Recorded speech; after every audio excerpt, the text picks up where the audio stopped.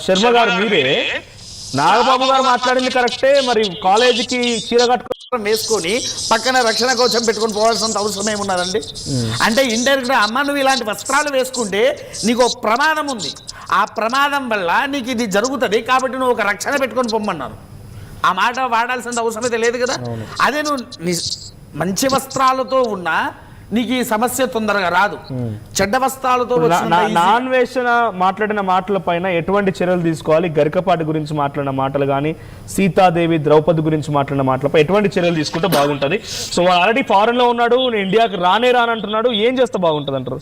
రాకుండా ఎక్కడ అస్సలు ఉండలేడు. ఎందుకనంటే నేను ఒక్కటే అడుగుతున్న ప్రజలకు, సనాతన హైందవ ధర్మ రక్షకులు ఎంతమంది అయితే ఉంటారో ప్రతి ఒక్కరు కదిలి రండి.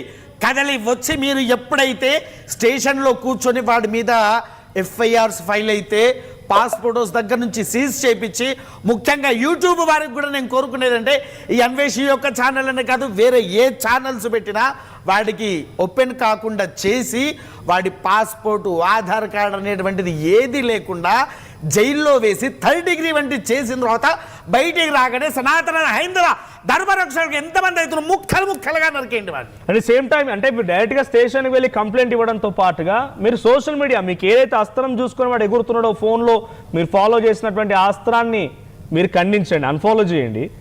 ట్విట్టర్ हैप्पी न्यू ईयर 2026 के स्टेटस पाएं अपनी फोटो के साथ।